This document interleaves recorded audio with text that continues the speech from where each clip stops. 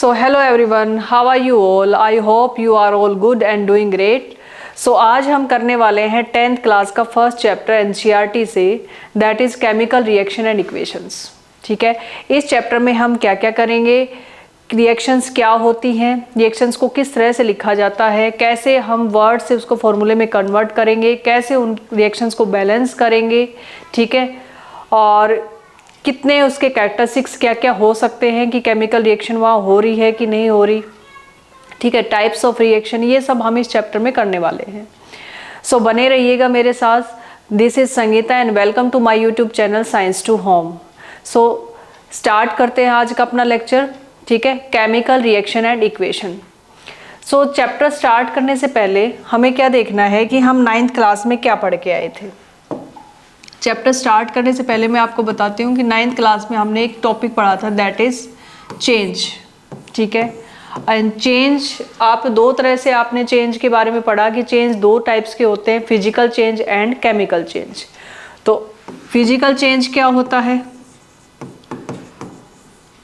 What is physical change, and second है chemical change.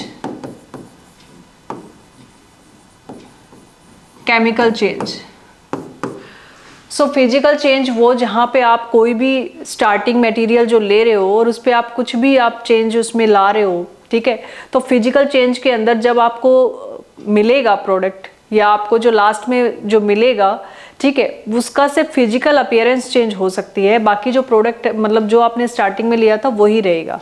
For example, हमने एक paper लिया और हमने उसको कट कर दिया, तो हमें क्या मिलेंगे, 2 पीस मिलेंगे उसी पेपर के। यानी कि हमने पेपर ही लिया था और उसमें जैसे ही हमने उसको कट किया तो उसकी फिजिकल अपीयरेंस चेंज हो गई और हमें 2 पीस पेपर के ही ऑब्टेंड हुए। इट मीन्स उसकी सिर्फ फिजिकल अपीयरेंस चेंज हुई है, बाकी उसके अंदर कोई चेंज नहीं आया। जो हमने मटेरियल लिया था वही मटेरियल हमें वापस मिला, बट उसकी फिजिकल अपीयरेंस चेंज हो गई कि हमें उसके 2 टुकड़े मिले। ठीक है, इसी तरह से अगर केमिकल चेंज हम देखें तो उसमें हम क्या कहेंगे कि हमने वही एक पेपर लिया, बट हमने अब उसके अंदर कट की बजाय हमने उसको बर्न कर दिया, तो हमें क्या मिला, ऐश प्लस कुछ हमें स्मोक मिला। ठीक है, ऐश प्लस स्मोक। ठीक है, तो हमें ऐश मिला और कुछ स्मोक मिला, यानी कि पेपर को हमने क्या किया, बर्न कर दिया। अब की बार कट नहीं किया, हमने बर्न किया। तो स्टार्टिंग में हमने पेपर लिया, जैसे उसको बर्न किया तो हमें कुछ राख मिली और कुछ धुआं मिली, तो क्या हमें वही मिला जो हमने स्टार्टिंग में लिया था? नहीं। इट मीन्स अब जो प्रोडक्ट बना है वो एकदम न्यू है और उसकी प्रॉपर्टीज जो हमने स्टार्टिंग में लिया था उससे बिल्कुल डिफरेंट है।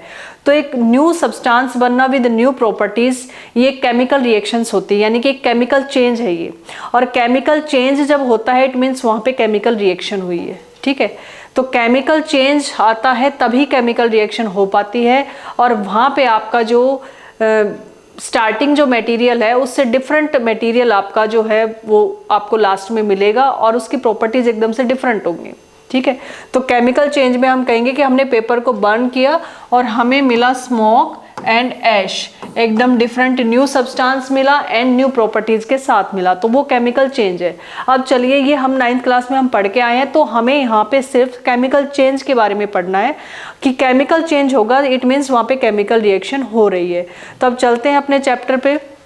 अब चैप्टर के स्टार्टिंग में कुछ डेली रूटीन के जो दिए हुए हैं वो हम देख लेते हैं कि जैसे आपका जो है, आप देख पा रहे हो यहाँ पे मिल्क को अगर हम थोड़ी देर के लिए रूम टेम्परेचर पे समर के टाइम में हम छोड़ देते हैं तो क्या होता है, आपको पता है दूध फट जाता है, तो एकदम डिफरेंट हमें सब्सटेंस मिलेगा, जो था वो हमें नहीं मिला, यानी कि उसमें कुछ चेंज आया है, कुछ केमिकल चेंज आया है। इट मीन्स वो भी एक केमिकल रिएक्शन है। ठीक है, सेकेंड हम देखें, कोई भी आप आयरन की बनी हुई चीज, आयरन है, तवा है, पैन है, कुछ भी आप आयरन से बना हुआ ह्यूमिड एटमॉस्फेयर में उसको थोड़ी देर के लिए या उसको मतलब ये कह सकते हैं हम लॉन्ग ड्यूरेशन के लिए, या फिर अगर ज़्यादा ह्यूमिड एटमॉस्फेयर है या उस पर पेंट वगैरह कुछ नहीं हुई, थोड़े दिन के लिए भी आप उसको छोड़ देते तो उस पर एक रेडिश ब्राउन कलर की एक लेयर आ जाती है और उसके जो फंक्शनिंग है उसमें भी जो है वैसा नहीं रहता जैसे वो पहले था। तो इट मीन्स वहाँ पे रस्ट उसको लग गया, जंग लग गया। ठीक है, आयरन की कोई चीज़ है तो वो भी एक केमिकल रिएक्शन है, स्लो केमिकल रिएक्शन जिसको हम बोल सकते हैं, क्योंकि वो जो है रस्ट की जो प्रक्रिया है या प्रोसेस है वो बहुत स्लो होता है। ठीक है, नेक्स्ट जो है ग्रेप्स फर्मेंटेड, यानी कि ग्रेप्स जो है उनको काफ़ी लंबे टाइम तक अगर उनको डार्क प्लेस पे हम रख देते हैं तो उनके अंदर महक बदबू आने लग जाती है, फर्मेंटेड वो हो जाते हैं, ठीक है। उसको हम फर्मेंटेशन प्रोसेस बोलते हैं, लेकिन वो प्रोसेस सिर्फ डार्क में ही होता है और फर्मेंटेशन प्रोसेस से ही आपको पता है अल्कोहल्स बनती है, ठीक है। तो ये क्या है कि वो भी एक केमिकल रिएक्शन हो रही है, तभी वो एकदम से चेंज हो जाएगा, उसका जो टेस्ट है, रंग है, कलर है, ठीक है, उसके अंदर जो स्मेल आ रही है वो सब चेंज हो जाएगा। नेक्स्ट है फूड कुक। जब फूड आपका बनने से पहले उसके अंदर ऐसा कुछ भी स्मेल नहीं होती, लेकिन बनने के बाद जो उसकी महक आती है, खुशबू आती है, वो दूर से हमें पता लग जाता है कि खाना बन रहा है, ठीक है, वो भी एक केमिकल रिएक्शन है। Next, food get digest in our body and respiration, यानी कि जो खाना हमने खाया वो डाइजेस्ट होना, एंड रेस्पिरेशन जो हम सांस ले रहे हैं कि CO2 को बाहर छोड़ रहे हैं और ऑक्सीजन को हम ले रहे हैं, वो भी हमारा क्या है, एक तरह की केमिकल रिएक्शन है जो हमारी बॉडी के अंदर हो रही है। अब फूड का डाइजेस्ट होना और रेस्पिरेशन, ये दोनों इंटरलिंक्ड है। वो कैसे कि जैसे हमने जो भी खाया वो ग्लूकोज में कन्वर्ट हो गया, जो भी हमने खाया, राइस, ब्रेड, जो भी, वो कॉम्प्लेक्स कार्बोहाइड्रेट है और हमारा जो ब्लड है उसको एक डायरेक्ट एकदम से एब्जॉर्ब नहीं कर सकता। तो जो भी हमने खाया वो आपका सिंपलेस्ट कार्बोहाइड्रेट में जाएगा और सिंपलेस्ट कार्बोहाइड्रेट हमारा ग्लूकोज होता है, तो ग्लूकोज में वो कन्वर्ट हो गया। उसके बाद ग्लूकोज, जैसे हम सांस ले रहे हैं तो हम क्या कर रहे हैं, ऑक्सीजन को अपने सेल्स के अंदर ले जा रहे हैं और पूरी बॉडी के अंदर सभी सेल्स में ऑक्सीजन प्रेजेंट होती है। तो जो ग्लूकोज है हमारी बॉडी में वो सेल्स के अंदर जो ऑक्सीजन है उसके साथ मिलेगा और ग्लूकोज की बर्निंग हो जाएगी, यानी कि ग्लूकोज का ऑक्सीडेशन होगा, ठीक है। ऑक्सीडेशन के बाद ग्लूकोज और ऑक्सीजन जब मिलेंगे तो वो CO2 को बाहर निकाल देंगे और वाटर को बाहर निकाल देंगे, ठीक है। तो CO2 फिर हमारी बाहर आ जाएगी और वाटर जो है हमारी बॉडी में कहीं फंक्शनिंग में काम आ जाएगा। तो कहने का मतलब ये है कि ग्लूकोज की जब बर्निंग हुई तो CO2 को उसने बाहर निकाल दिया। तो ये digestion of the food and the respiration both are the interlinked and they are the chemical reactions which were present in our body, ठीक है। तो ये बॉडी के अंदर भी केमिकल रिएक्शंस हो रही हैं। अब हम चलते हैं कि हमारे पास जो है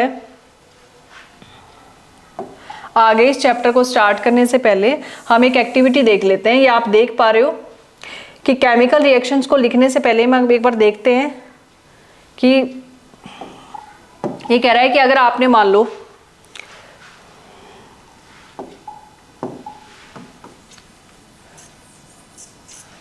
ये कह रहा है कि आपको ये साफ यहाँ से दिखाई दे रहा होगा कि एक येलो कलर का जो है रिबन लिया हुआ है, ये मैग्नीशियम रिबन है, उसको टंग की हेल्प से लिया हुआ है। तो मैग्नीशियम रिबन को यहाँ हम बर्नर के साथ अगर बर्न करते हैं तो हमारे पास जो है वो एक व्हाइट कलर का, वॉच ग्लास में एक व्हाइट कलर का सब्सटेंस आ रहा है पाउडर फॉर्म में, उसको हम मैग्नीशियम ऑक्साइड बोल रहे हैं।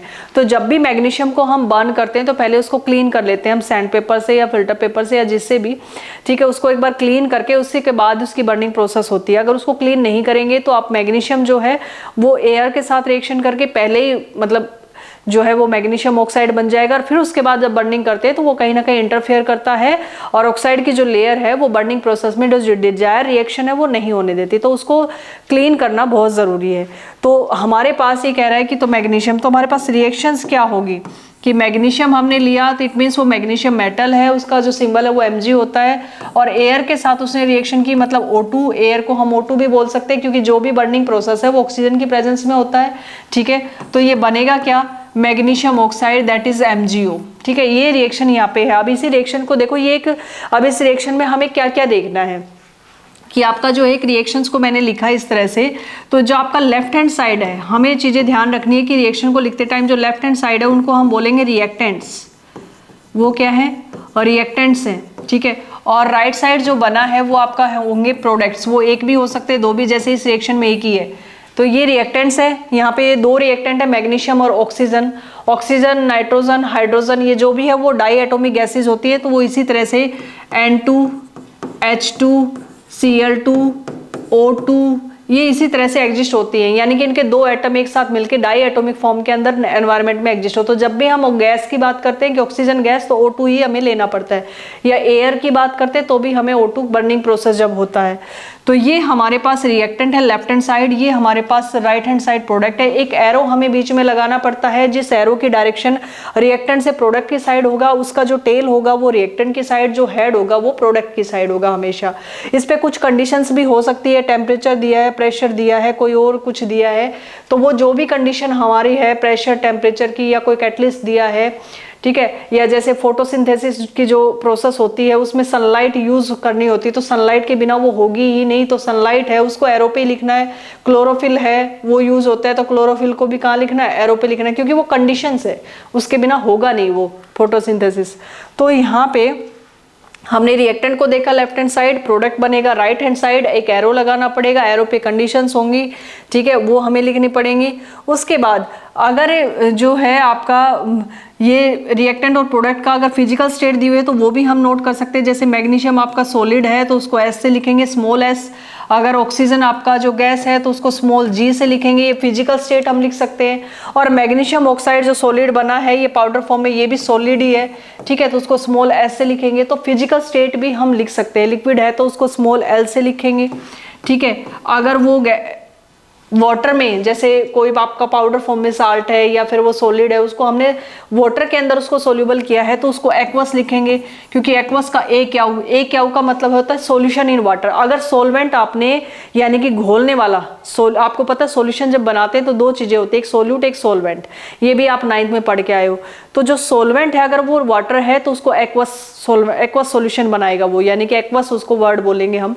अगर आपका सॉल्वेंट वो वाटर में नहीं घुला तो कहीं किसी और सॉल्वेंट में घुलेगा, ऑर्गेनिक सॉल्वेंट में, जैसे बेंजीन में, कार्बन टेट्राक्लोराइड में, तो वो ऑर्गेनिक सॉल्वेंट। अगर वाटर में नहीं घुला तो फिर किसी और में घुलेगा, तो वो नॉन एक्वस सॉल्वेंट हो गए, तो उसको हम एक्वस से नहीं बोलेंगे। तो यहाँ पे तो एक्वस का ही, क्योंकि मोस्ट ऑफ जो रिएक्शंस हम 10th क्लास में पढ़ते हैं वो एक्वस होगा, या फिर वो अगर वो वाटर में नहीं घुल रहा है तो फिर वो इस तरह से ऑर्गेनिक सॉल्वेंट अगर यूज करेगा तो नॉन एक्वस, तो उसको हमें लिखने की जरूरत नहीं, उसको हम डाइल्यूट लिख सकते हैं कि उसको हमने थोड़ा डाइल्यूट किया है, ठीक है। तो डाइल्यूट अगर फॉर्म है तो DIL करेंगे उसको हम, DIL मतलब डाइल्यूट है वो, ठीक है। उसके बाद एक्वस ए क्या होगा, लिक्विड हो गया, गैस हो गया, सॉलिड। इस तरह से हम फिजिकल स्टेट भी नोट कर सकते हैं। तो ये सारी चीजें जो एक रिएक्शन में होनी चाहिए वो हम देख रहे हैं यहाँ पे। अब देखो इसमें क्या है कि ये आपको नेक्स्ट पेज पे हम चलते हैं। आपको जब ये रिएक्शन लिख रहे हैं तो हमें कैसे पता चलेगा कि केमिकल रिएक्शंस जो हो रही हैं, हमें कैसे पता चलेगा कि भाई केमिकल रिएक्शन हो रही है, तो उसके कुछ कैरेक्टरिस्टिक्स होते हैं केमिकल रिएक्शन के।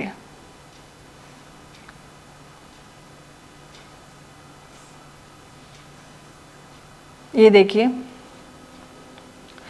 अब हमारे पास जो है ये कह रहा है कि आपने ऑब्जर्व किया कि मैग्नीशियम रिबन जो बर्न्स हो गया, ठीक है, वो व्हाइट फ्लेम के साथ change into a white powder में बदला। मैग्नीशियम हो गया, this powder is magnesium oxide and it is form due to the reaction between the magnesium and oxygen present in the air. तो हमारे पास जो रिएक्शन आएगी वो ये आएगी, ठीक है।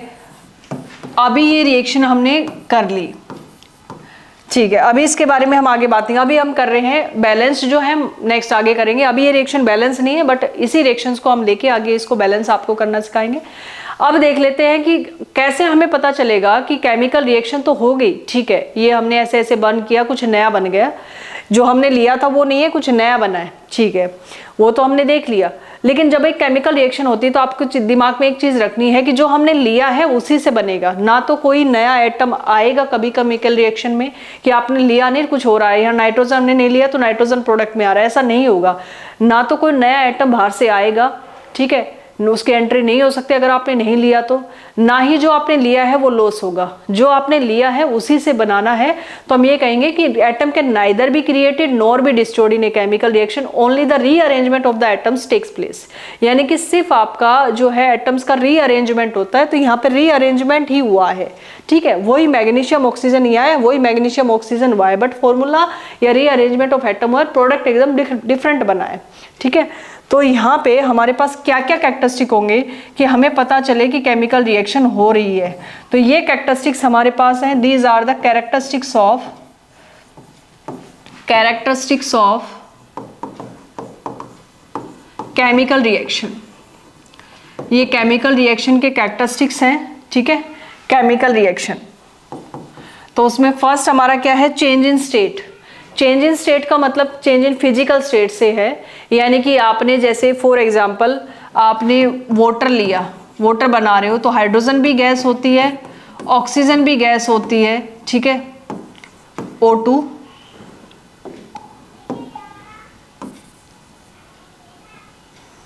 हाइड्रोजन भी गैस है और ऑक्सीजन भी आपका O2 भी गैस है, और आपका जो वाटर बन रहा है वो लिक्विड बन रहा है H2O। तो यहाँ पे ये भी गैस और लिक्विड बन रहा है। तो फिजिकल स्टेट चेंज हो गई, यानी कि रिएक्टेंट में हमने जो लिया वो आपका प्रोडक्ट में हमें नहीं मिला गैस फॉर्म में, वो लिक्विड मिला है, लेकिन उसको हम गैस फॉर्म में कन्वर्ट कर सकते हैं। H2O अगर लिक्विड फॉर्म में तो उसके वेपर्स भी बना सकते हैं हमें, अगर वो वेपर मिला है तो उसको कंडेंस करके लिक्विड भी बना सकते हैं, ठीक है। या फिर उसको हम ये कह सकते हैं उसको हम सॉलिड स्टेट में भी ला सकते हैं, अगर उसकी आइस में उसको कन्वर्ट करना चाहिए तो उसको फ्रीज कर देंगे, यानी कि उसको लो टेम्परेचर पे ले आएंगे। इट मीन्स हमें जो मिला है वो अगर डिफरेंट फिजिकल स्टेट में है तो इट मीन्स वो अगर वहाँ पे केमिकल रिएक्शन हुई है, यानी कि केमिकल रिएक्शन हुई है तो तभी वहाँ पे फिजिकल स्टेट चेंज हुई है और उसको हमें केमिकल रिएक्शन बोलेंगे, वो एक कैरेक्टरिस्टिक्स है उसका। उसके बाद second, change in colour. Change in colour में भी हम कह सकते हैं कि आपका अगर कलर चेंज हुआ है, आपने जो लिया है कुछ भी आप बना रहे हो, अगर उसका कलर चेंज हो रहा है तो भी वहाँ पे आपका केमिकल रिएक्शन हुई है और हमें पता है वहाँ पे केमिकल रिएक्शन आपका हुई है, तभी हमें वो जो है प्रोडक्ट की साइड केमिकल रिएक्शन होने के बाद ही हमें उसका कलर चेंज होने मिला है एकदम। तो उसके लिए हम कोई एग्जांपल जैसे हम ले कि आपका एक जो है आपका एक कंपाउंड है जैसे K2Cr2O7, K2Cr2O7, ठीक है, इसका नाम है पोटाशियम डाइक्रोमेट, ठीक है, पोटाशियम डाइक्रोमेट। और पोटाशियम डाइक्रोमेट ऑरेंज कलर का होता है, ऑरेंज कलर। लेकिन जैसे ही हम इसके अंदर SO2 गैस पास कराएंगे, सल्फर डाइऑक्साइड गैस हम इसके अंदर से पास कराएंगे, ये लिक्विड है और लिक्विड के अंदर जैसे ही हमने टेस्ट ट्यूब में हमने K2Cr2O7 लिया और हमने एक जो है सल्फर डाइऑक्साइड गैस जो है एक नली से हमने उसके अंदर डाला, तो जो ऑरेंज कलर था वो ग्रीन कलर में चेंज हो जाएगा। लिक्विड वही रहेगा टेस्ट ट्यूब में, लेकिन उसका कलर कैसा हो गया, वो ग्रीन कलर में चेंज हो गया, यानी कि उसका कलर चेंज हो गया। इट मीन्स वहां पे कुछ रिएक्शन हुई है सल्फर डाइऑक्साइड पास कराने से, तभी उसका ऑरेंज से कैसा है, ग्रीन कलर आया पोटाशियम डाइक्रोमेट का। तो ये भी आपका जो है चेंज इन कलर, ये भी क्या है, कैरेक्टरिस्टिक्स है। इट मीन्स हम वहाँ पे ऑब्जर्व कर सकते हैं कि वहाँ पे केमिकल रिएक्शन हुई है। नेक्स्ट है evolution of gas. Evolution of gas में जैसे हमारे पास एक कॉमन एग्जांपल है, जिंक मेटल हमने लिया और हमने लिया सल्फ्यूरिक एसिड H2SO4 डाइल्यूट करके, ठीक है, और यहाँ पे हमारे पास मिला ZnSO4 plus hydrogen gas H2। ये जो गैस हमें मिली है इसको हमें कैसे पता चलेगा हाइड्रोजन गैस मिली है, तो हाइड्रोजन गैस के लिए हम एक जो है गैस जो है हमारे पास बहुत सारे एग्जाम्पल हो सकते हैं, जरूर नहीं हाइड्रोजन गैस, CO2 गैस का भी कोई एग्जाम्पल हो सकता है किसी केमिकल रिएक्शन में, और किसी गैस में भी नाइट्रोजन गैस भी निकल सकती है, NO2 गैस भी निकल सकती है। तो एग्जाम्पल बहुत सारे हो सकते हैं और हम जब पूरा कंप्लीट चैप्टर पढ़ेंगे तो हमें हर एक रिएक्शंस के साथ पता चलेगा कि यहाँ पे क्या चेंज आ रहा है रिएक्टेंट से प्रोडक्ट की साइड। तो आपको सारे कैरेक्टरिस्टिक्स देखने को और एग्जांपल आप बहुत सारे दे सकते हो इस टॉपिक के, ठीक है। तो हम अब जस्ट देख रहे हैं इसको। तो यहाँ पे जो हाइड्रोजन गैस निकली है उसका हम एक पॉप साउंड टेस्ट होता है कि जैसे बर्निंग कैंडल आप लेके आओगे जहाँ पे आपको महसूस हो रहा है कि गैस यहाँ से निकल रही है, तो वहाँ पे बर्निंग कैंडल लाओगे तो पॉप इस तरह से साउंड आएगी, तो उसको बोलते हैं पॉप साउंड टेस्ट, ठीक है। ऐसे आपका जो है यहाँ पे इवोल्यूशन ऑफ गैस है, वो भी अगर कहीं गैस निकल रही है, चाहे वो जैसे आपका कार्बन को जलाएंगे तो C+O2 क्या बन गया, CO2, ठीक है। CO2 गैस जो है वो आपका बनेगी, तो ये भी एक गैस है, ठीक है। प्लस यहाँ पे हीट भी, जैसे कार्बन क्या है, कोयला जब जलता है तो वो आपका CO2 गैस तो देगा ही, धुआं तो देगा, साथ में वो हीट भी देता है, गर्म भी तो होते हैं, तो आपका हीट भी देगा साथ में। तो इवोल्यूशन ऑफ गैस भी कैरेक्टरिस्टिक है, और प्लस यहाँ पे हीट भी अगर निकल रही है तो हम ये कहेंगे कि टेम्परेचर भी चेंज है। कार्बन आपने लिया था, जलाया नहीं था, ठीक है, फिर उसको एयर की प्रेजेंस में या ऑक्सीजन की प्रेजेंस में उसको जलाया, बर्निंग किया, फिर उसको CO2 प्लस हमें हीट मिला।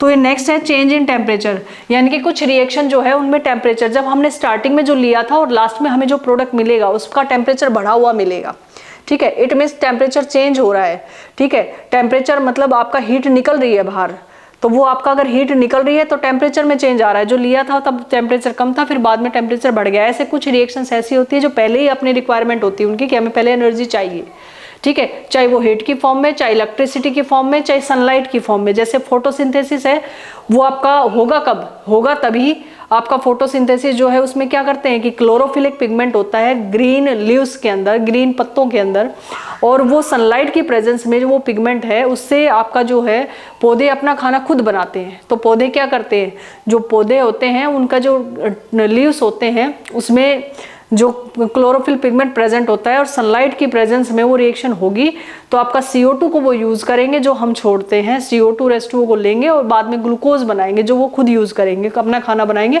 और साथ में वो ऑक्सीजन देते हैं जो हमारे लिए जरूरी है, इसलिए कहते हैं ज्यादा से ज्यादा पेड़ लगाओ। तो वो ऑक्सीजन देते हैं साथ में और प्लस अपना खाना खुद बनाते हैं। तो इसीलिए आपका वो रिएक्शन होगी तभी जब सनलाइट होगी, अगर रिक्वायरमेंट है उसकी। तो आपका जब कोई रिएक्शन पहले ही रिक्वायरमेंट मांग रहा है कि पहले हमें हीट चाहिए चाहिए चाहिए, नहीं तो होगा ही नहीं, रिएक्शन नहीं होगी, तो मतलब वो आपका चेंज इन टेम्परेचर के अंदर दो टाइप की रिएक्शन होती है। एक तो होता है एंडोथर्मिक, चेंज इन टेम्परेचर में जो दो टाइप की रिएक्शन होती है, आगे ये आएगा बट मैं आपको शॉर्ट में अभी बता देती हूँ। अगर वो रिक्वायरमेंट कर रहा है कि भाई मुझे चाहिए, हीट चाहिए या कुछ भी चाहिए, तो वो कैसी रिएक्शन होती है, एंडोथर्मिक रिएक्शंस होती है। और अगर वो वापस से हीट दे रहा है, मतलब पहले उसने रिक्वायरमेंट नहीं की लेकिन अभी वो जब रिएक्शन हो चुकी तो उसके बाद वो हीट लिबरेट कर रहा है, ठीक है, तो वो एक्जोथर्मिक रिएक्शन, एक्जो का मतलब बाहर निकलना हीट और एंडो का मतलब हीट लेना। तो यहाँ पे हम कह सकते हैं जैसे लाइमस्टोन है, कैल्शियम कार्बोनेट है, इसको हम बोलते हैं कॉमन भाषा में या कॉमन नेम में लाइमस्टोन, या मार्बल का जो पत्थर होता है लाइमस्टोन इसको बोलते हैं। वैसे ही इसका फॉर्मूला है कैल्शियम कार्बोनेट। तो ये टूटेगा नहीं, लेकिन जब आप इसको हीट दोगे, ये सिंबल हीट का होता है, ये जो ट्राइंगल है, लेकिन हम लिख भी सकते हैं हीट, ठीक है। केमिस्ट्री में ये सिंबल आ गया आपका ट्राइंगल टाइप, तो इसको हम बोलते हैं हीट, हीट दे रहे हैं हम। जब हीट देंगे तो ही रिएक्शन होगी, इट मीन्स ये एंडोथर्मिक रिएक्शन है, ये एंडोथर्मिक रिएक्शन है, तभी ये होगी, तब हीट दोगे तो ये टूट जाएगा किसमें, COA प्लस CO2, यानी कि calcium oxide plus CO2 gas बाहर निकल जाएगी, ठीक है। तो ये हमारे पास इस तरह की रिएक्शंस को हम एंडोथर्मिक, और ये आपका जो C+O2 था, ठीक है, ये आपका CO2 और प्लस हीट अभी ये बाहर निकाल रहा है, तो बाहर निकल रही है तो मैं प्रोडक्ट की साइड दिखा रही हूँ, और अगर वो इस साइड है तो उसको हम कहाँ दिखा रहे हैं, रिएक्टेंट की साइड। तो आपको ये चीज़ ध्यान रखनी है। एक मैं आपको एक चीज़ और बताना भूल गई कि जब भी आप रिएक्टेंट या प्रोडक्ट लिख रहे हो, जैसे मैंने ये रिएक्टेंट लिखे, तो रिएक्टेंट अगर एक से ज़्यादा है, 2 है, 3 है, तो उसमें बीच में आपको प्लस का साइन लेना है, ठीक है। ऐसे प्रोडक्ट अगर बन रहे हैं, 2 है, 3 है, तो बीच में प्लस का साइन आपको लगाना है, ठीक है। एक है तो आपको तो कुछ लगाना नहीं, लेकिन 2 हैं तो फिर हमें प्लस का साइन लगाना है, वो किसी भी साइड हो, ठीक है। वो रिएक्टेंट 1 भी हो सकते हैं, रिएक्टेंट 2 भी हो सकते हैं, ऐसे प्रोडक्ट 2 हो सकते हैं, 3 हो सकते हैं, कितने भी हो सकते हैं, बट बीच में हमें क्या करना है, प्लस का साइन। अगर हीट निकल रही है तो उसको प्रोडक्ट की साइड दिखाओ क्योंकि वो निकल गई बाहर। अगर हीट हम उसको ले रहे हैं तो फिर उसको आप एरो पे दिखाओ, या फिर उसको यहाँ लिखो आप रिएक्टेंट की साइड प्लस करके कि यहाँ पे हीट की रिक्वायरमेंट है। बट हीट, प्रेशर, टेम्परेचर जो भी होता है उसको हम कहाँ लिखते हैं, एरो पे ही लिखते हैं, क्योंकि वो कंडीशन होती है। वो एक ऐसा नहीं है कि हीट को हम पकड़ा और रिएक्टेंट है रख दिया। लाइमस्टोन तो है रिएक्टेंट, उसको तो हमने लिया है, फिर उसके ऊपर हीट देंगे तो उसको एरो पे हम दिखा सकते हैं। दूसरा रिएक्टेंट है उसको हम प्लस करके लिख सकते हैं। तो ये exothermic, endothermic, change in temperature है, वो भी क्या है, कैरेक्टरिस्टिक्स ऑफ रिएक्शन है। तो देखो हमने कितने कैरेक्टर्स, हम कैसे पहचान सकते हैं कि कैरेक्टरिस्टिक्स क्या होते हैं, हमें कैसे पता चलेगा कि ये रिएक्शन हो रही है कि नहीं हो रही। तो चेंज इन स्टेट हो गया, चेंज इन कलर हो गया, इवोल्यूशन ऑफ गैस हो गया, change in temperature, endothermic, exothermic reactions में आ गया, ठीक है। वो चेंज इन टेम्परेचर हो रहा है तो भी केमिकल रिएक्शन हो रही है। और एक आपका और आता है, ठीक है, यहाँ पे एक कैरेक्टरिस्टिक्स और आता है, यहाँ पे है नहीं, आप लिख सकते हो, that is formation of precipitate, formation of PPT मैं इसको जिसको बोल रही हूँ प्रिसिपिटेट, ठीक है। ये इनसोल्यूबल होता है, सॉलिड इनसोल्यूबल पार्ट, ठीक है। यानी कि जब भी कोई रिएक्शन हो रही है उसमें मान लो आपने 2 सॉल्यूशन लिए और उसमें से एक पार्ट जो प्रोडक्ट बनेगा वो एक पार्ट हमेशा सॉलिड होगा, हमेशा सॉलिड होगा। यानी कि जब भी आप टेस्ट ट्यूब में देखोगे, थोड़ी देर उसको नहीं लाओगे तो नीचे जम जाएगा सॉलिड पार्ट, वो घुलेगा नहीं, इनसोल्यूबल होगा। या फिर वो आप उसको फिल्टर करोगे तो फिल्टर पेपर पे आ जाएगा। तो एक सोल्यूबल होगा, एक इनसोल्यूबल। तो सोल्यूबल होगा वो तो लिक्विड ही होगा, लेकिन दूसरा इनसोल्यूबल जो उसमें नहीं घुलेगा, ठीक है, उस सॉल्यूशन में नहीं घुलेगा। तो वो जो पीपीटी बने, वो पीपीटी आपके कैसे भी कलर के हो सकते हैं, वहाँ पे चेंज इन कलर, यानी कि आपको एक रिएक्शन में 2-3 टाइप के कैरेक्टरिस्टिक भी दिख सकते हैं और एक भी दिख सकता है। तो ये जब हम पढ़ेंगे तो सारे आपको दिखेगा वहाँ पे कि यहाँ पे केमिकल रिएक्शन हुई है तभी कुछ चेंज आया है। तो formation of precipitate, formation of PPT जो बनेंगे वो भी एक कैरेक्टरिस्टिक्स ऑफ द रिएक्शन है। तो हमने कैरेक्टरिस्टिक्स देखे, केमिकल रिएक्शन में क्या क्या होता है, रिएक्टेंट होता है, प्रोडक्ट होता है। अगर हमें रिएक्टेंट एक से ज़्यादा है तो प्लस का साइन लगाना है, और प्रोडक्ट भी एक से ज़्यादा है तो प्लस का साइन लगाना है। उसके बाद जो एरो है उसको पॉइंट वार्ड हमें करना है, किस डायरेक्शन में, प्रोडक्ट की साइड में।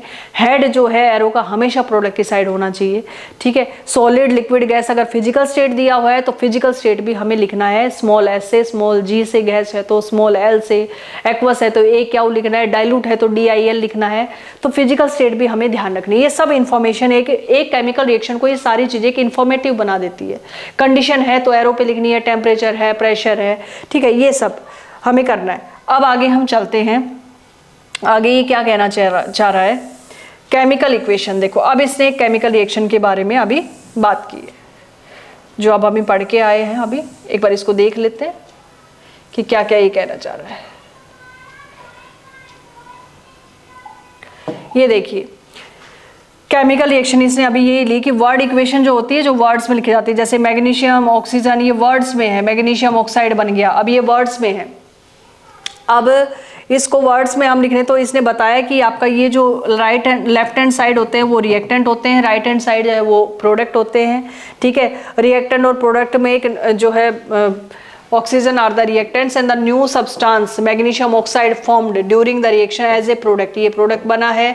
उसके बाद कह रहा है word equation so change of the reactant into product through an arrow head placed between them and the reactant are written in the left hand side with plus sign between them, and similarly products are written on the right hand side with a plus sign between them and the arrowhead point towards the product and show the direction of the reaction। ये सब हमने कर लिया, ठीक है, ये सब हम कर चुके। तो हमें पता होना चाहिए, लिखने का कहीं भी नहीं आएगा कि आपको कोई पूछेगा कि इसका भाई लिख के दिखाओ, पर हमें पता होना चाहिए। तो वो मैंने आपको समझा दिया, समझ आपको आना ज़रूरी है, ठीक है। लाइन टू लाइन आपको याद हो ये ज़रूरी नहीं है। जब समझ आ गया तो इस चैप्टर में आपको मेन है केमिकल रिएक्शंस को लिखना, वर्ड से फॉर्मूले बनाना, उनको बैलेंस करना और उनके टाइप्स, उनके कैरेक्टरिस्टिक्स को पहचानना, उनके एग्जाम्पल्स देना, उनके टाइप्स क्या क्या होते हैं, यही इस चैप्टर में मेन है। अगर ये सब आपको आ गया, समझ आ गया, तो आप बार बार प्रैक्टिस करोगे तो आप सब कुछ अच्छे से कर सकते हो और एक भी क्वेश्चन आपका छूटने वाला नहीं है, ठीक है। और एनसीईआरटी को ही हम फॉलो कर रहे हैं, क्यों? क्योंकि एनसीईआरटी से डायरेक्ट क्वेश्चंस आते हैं।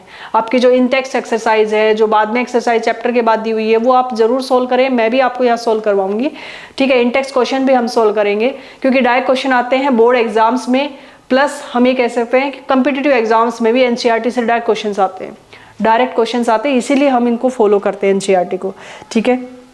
नेक्स्ट देखते हैं हम कि नेक्स्ट हमारे पास है राइटिंग ए केमिकल इक्वेशन। अब देखो उसको ना वर्ड्स में, जब भी हम वर्ड्स में केमिकल रिएक्शन होती है तो उसको थोड़ा लिखना मतलब मुश्किल हो जाता है, तो उसको वर्ड से फॉर्मूले में लेके आते हैं, ठीक है, क्योंकि वो फिर फॉर्मूले में आने के बाद ज़्यादा अच्छे से उसको हम लिख पाते हैं और ज़्यादा अच्छे इंफॉर्मेटिव भी हो जाती है और उसको बैलेंस करना भी ईजी है।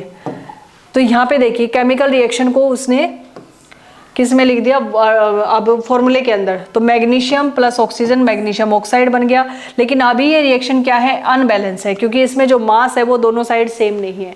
तो अब ये जो रिएक्शन है ये बैलेंस नहीं है। मैंने आपको बताया था कि जो मेन इस पार्ट है, मेन पार्ट यहाँ का जो मेन पार्ट है इस चैप्टर का, वो बैलेंस करना ही है। वही अभी हम सीखने वाले हैं कि बैलेंस क्या होता है। अब देखो ये रिएक्शन अनबैलेंस है क्योंकि इसमें नंबर ऑफ एटम दोनों साइड सेम नहीं है और उनको हमें सेम करना है। जब दोनों side number of atom same हो जाएंगे तो वो रिएक्शन बैलेंस हो जाएगी, दोनों तरफ रिएक्टेंट और प्रोडक्ट की साइड मास भी आपका इक्वल हो जाएगा। तो बैलेंस क्यों करते हैं किसी रिएक्शन को, क्या जरूरी है इसको बैलेंस करना? यस, बिल्कुल जरूरी है, क्योंकि कोई भी केमिकल रिएक्शन होती है it follows the law of conservation of mass. और law of conservation of mass क्या कहता है, वो फर्स्ट तो यही कहेगा कि atom can neither be created nor be destroyed, ठीक है, ना तो एटम बन सकता है ना वो आपका डिस्ट्रॉय हो सकता है। जो आपने लिया, only the rearrangement of the atoms takes place in a chemical reaction and the mass of the reactants equal to the should be equal to the mass of the product. यानी कि जो मास है रिएक्टेंट का वो किसके बराबर होना चाहिए, प्रोडक्ट के मास के बराबर, यानी कि मास को कंजर्व्ड होना चाहिए, बराबर होना चाहिए दोनों साइड। और जब मास का बराबर होगा, जब number of atoms of the number of atoms to the reactant side is equal to the number of atoms to the product side, जब दोनों side number of atom same हो जाएंगे तो मास अपने आप सेम हो जाएगा। तो हमें हिट एंड ट्रायल मेथड से दोनों side number of atom same करने हैं। अगर सेम नहीं है तो हमें करने हैं। सेम कैसे करेंगे? जिस साइड हमें लगता है कि नंबर ऑफ एटम कम है उस साइड हमें फॉर्मूला तो एज इट इज रहेगा, जो रिएक्शन हमने लिखी है फॉर्मूला लिखा उसमें कोई चेंज नहीं आएगा, हमें बस कोफिशिएंट लगाना है, यानी कि नंबर लगाना है 1 2 3 4, जो भी जिस साइड हमें कम लग रहा है, कितना वहां रिक्वायरमेंट है, वो सब चीज देखते हुए हमें उसको कोफिशिएंट से मल्टीप्लाई करना है फॉर्मूले को, और वो फॉर्मूला आगे फ्रंट में लगेगा, बिल्कुल नीचे बॉटम पे इधर उधर नहीं लगेगा, ना फॉर्मूले को चेंज करना। तो हम देखते हैं, पहले इसी रिएक्शन को देखते हैं बैलेंस कैसे करेंगे। नेक्स्ट जो हमारा टॉपिक है बैलेंस केमिकल रिएक्शन, ठीक है। तो इसी को हम एक बार देख लेते हैं अपने में जो है इस बोर्ड पे आइए आप। यहाँ हम देखते हैं कि रिएक्शंस को बैलेंस, हम बहुत सारे एग्जांपल हम लेंगे और रिएक्शंस को बैलेंस करना सीखेंगे।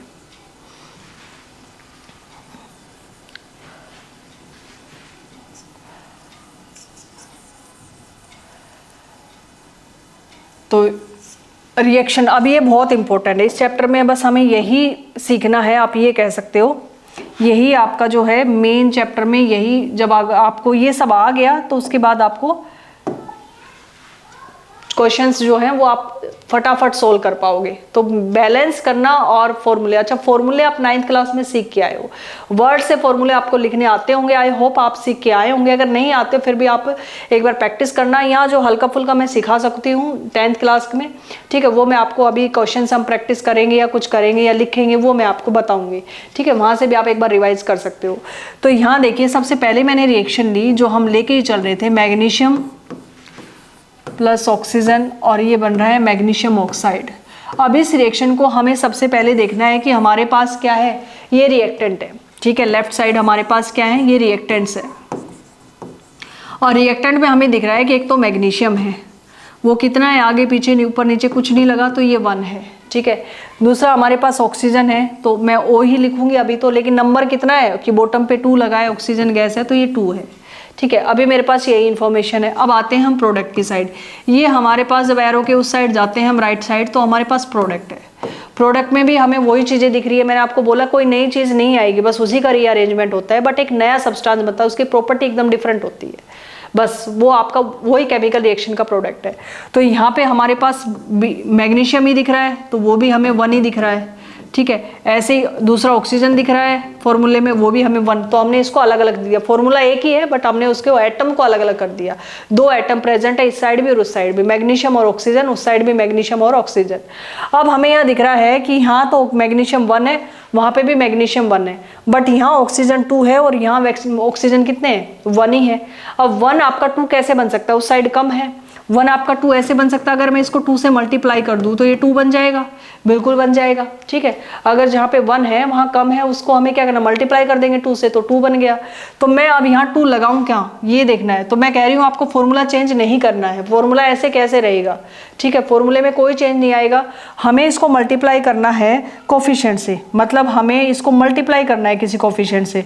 तो मैं यहाँ इसको पूरे फॉर्मूले के आगे, मैं इसको पूरे फॉर्मूले के आगे मैंने 2 लगा दिया।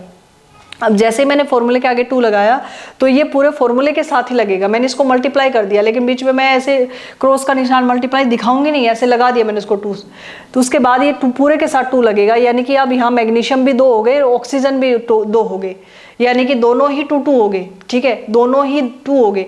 तो एक बार कोफिशिएंट जहाँ कम था वहाँ लगाने के बाद हमें क्रॉस चेक जरूर करना है कि क्या कोई डिफरेंस आया रिएक्शन में, बिल्कुल। तो यहाँ पे अब देखो ऑक्सीजन तो 2 हो गए, हमें तो वही बैलेंस करने चले थे पहले, लेकिन हुआ क्या कि अब यहाँ मैग्नीशियम यहाँ 2 हो गए, लेकिन यहाँ तो 1 ही रह गया, अब हमें दोबारा क्रॉस चेक करना पड़ेगा। अब यहाँ जब ये मैग्नीशियम 1 रह गया और वहाँ 2 हो गए, तो मैं अगर इसको भी 2 से मल्टीप्लाई कर दूँ तो ये भी 2 हो जाएगा, बिल्कुल हो जाएगा।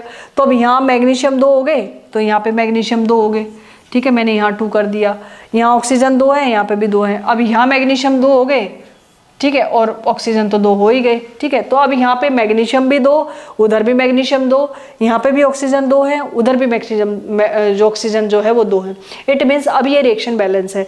तो इस रिएक्शन को बैलेंस है तो अब इसको लिखेंगे कैसे, 2Mg प्लस O2, और ये बन जाएगा हमारा 2MgO, ठीक है। अब नंबर ऑफ एटम्स इस साइड और इस साइड बिल्कुल इक्वल है, यहाँ मैग्नीशियम 2, ऑक्सीजन भी 2, 2 MgO का मतलब मैग्नीशियम भी दो और ऑक्सीजन भी दो। तो हमें जो कोफिशिएंट लगाना है वो ध्यान रखना है फॉर्मूले के फ्रंट में ही लगाना है, बॉटम पे नहीं लगाना, ठीक है। और एग्जाम्पल देखते हैं,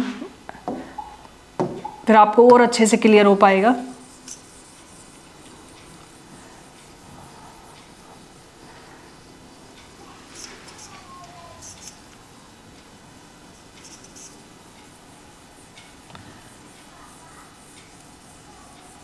ये देखिए, नेक्स्ट हमने लिया C+O2 और ये बन गया CO2। अब हम देखेंगे पहले रिएक्टेंट की साइड, कार्बन कितना है 1 है, दिखाई दे रहा है। ऑक्सीजन कितना है, नीचे 2 लगा हुआ है 2 है। उधर कार्बन कितना है 1 है, ठीक है, CO2 लिखा हुआ है। तो यहाँ पे ऑक्सीजन कितना है 2 है। तो यहाँ पे हमें कार्बन कार्बन 1 नजर आ रहे हैं और ऑक्सीजन ऑक्सीजन 2 नजर आ रहे हैं। इट मीन ये रिएक्शन ऑलरेडी बैलेंस है। जो रिएक्शन ऑलरेडी बैलेंस होती है उसे हमें कुछ भी करने की जरूरत नहीं है। तो हमें एक बार रिएक्शन को देखना जरूर चाहिए, क्योंकि कई बार क्या होता है कि आपको वर्ड्स दे दिए कि भाई कार्बन ऐसे लिख के दे दिए, कार्बन प्लस ऑक्सीजन ऐसे लिख के दे दिया आपको, कार्बन, ठीक है, वो बर्न ऐसे लिख के भी दे सकता है, बर्निंग इन द एयर। तो एयर का मतलब आपको O2 लेना है and carbon dioxide is formed, तो राइट द केमिकल इक्वेशन, ठीक है। इस तरह से आपको देगा, तो आपको बस पहचानना है कि वहां पे दिया क्या क्या है, क्या बन रहा है। तो वो ये भी दे देगा प्रोडक्ट क्या बन रहा है, बट आपको वर्ड से फॉर्मूला लिखना प्लस उसको बैलेंस करना। अब यहाँ उसने इस तरह से दे दिया, या तो वो ऑक्सीजन देगा या वो एयर देगा, तो भी आपको ऑक्सीजन गैस ही लेना है। और यहाँ पे उसने लिख दिया carbon dioxide gas, carbon dioxide gas,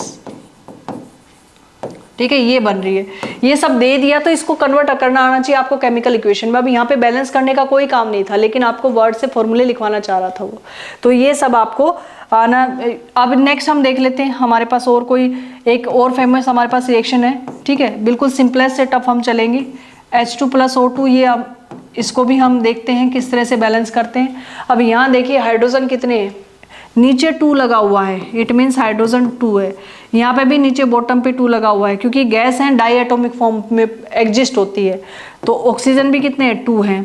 यहाँ देखिए हाइड्रोजन कितने हैं, हाइड्रोजन तो 2 है, लेकिन ऑक्सीजन के नीचे कुछ नहीं लगा हुआ, तो ऑक्सीजन यहाँ पे 1 ही है, ठीक है।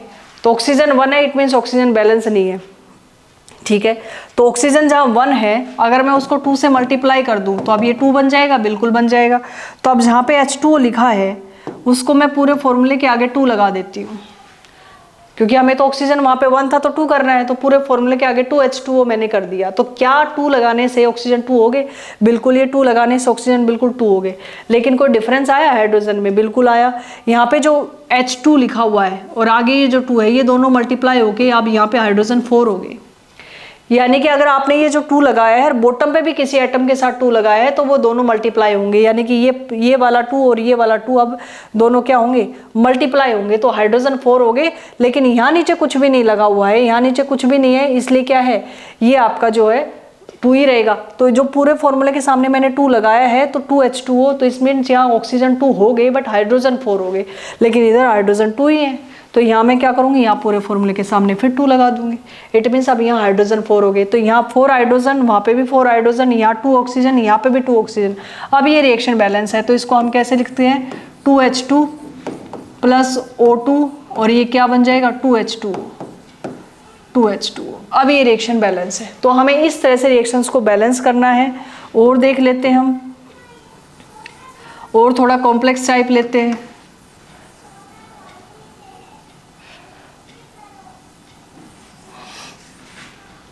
एक रिएक्शन हमारे पास आती है, आयरन प्लस जो है H2O, और ये बनाता है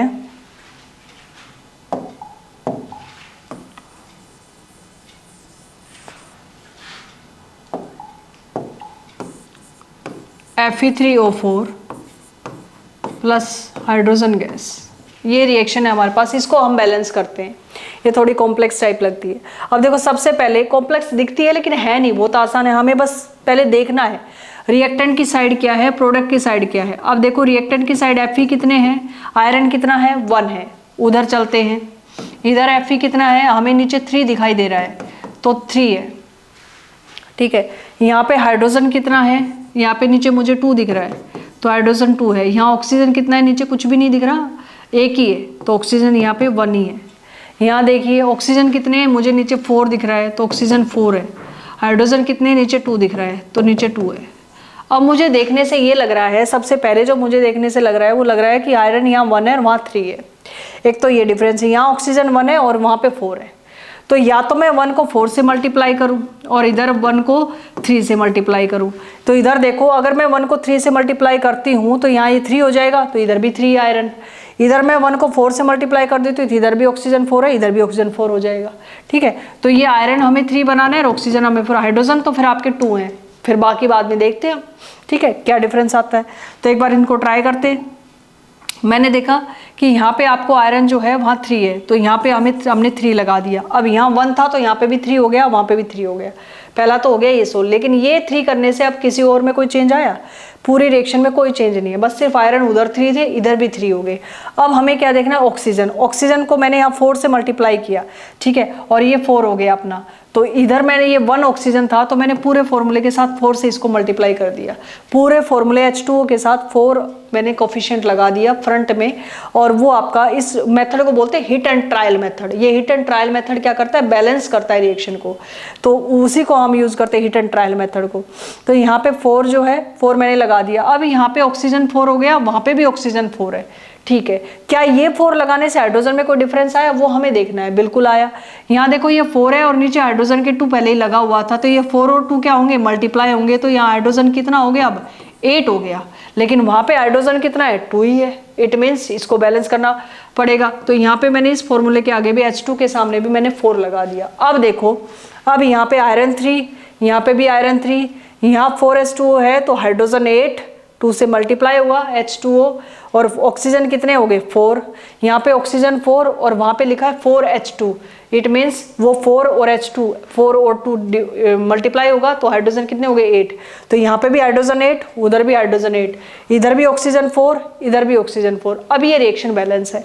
ठीक है, तो हमें पहले लिख लेना है क्या कितना है और उसको हम करके देखेंगे मल्टीप्लाई की। यहाँ पे 1 है, यहाँ पे 2 है। अगर कहीं 2 और 3 आता है तो 2 को 3 से मल्टीप्लाई कर दो, 3 को 2 से मल्टीप्लाई कर दो, तो दोनों तरफ 6 हो सकता है।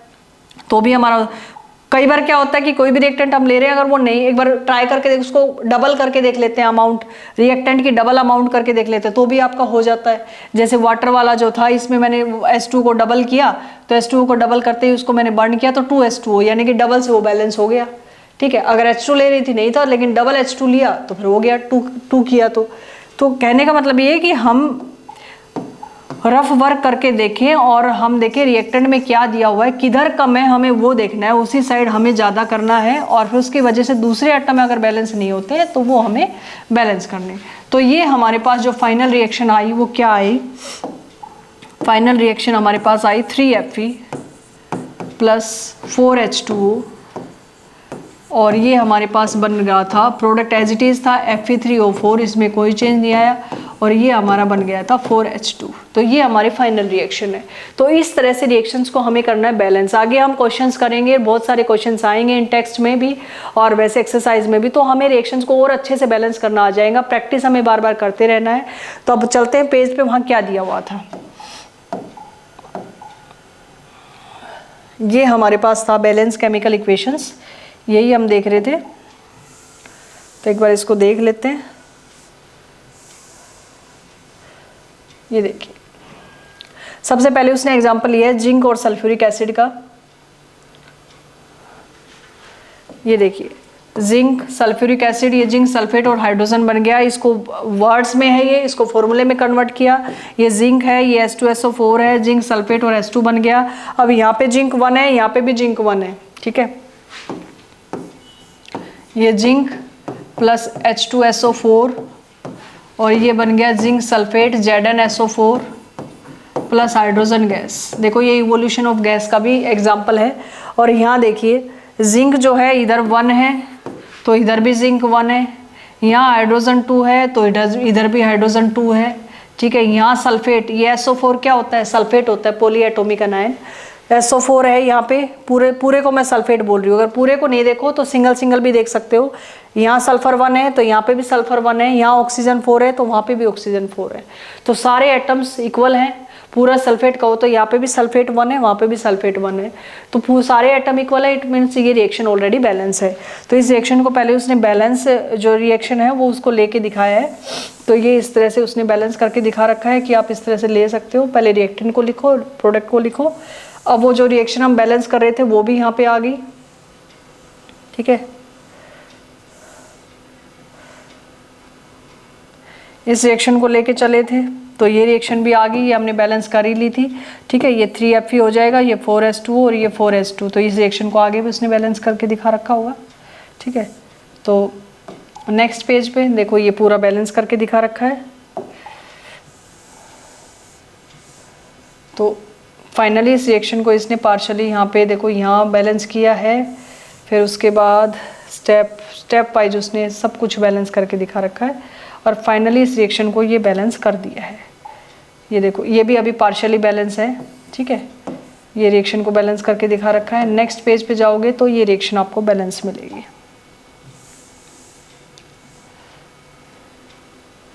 ये रिएक्शन अभी बैलेंस हो गई अभी।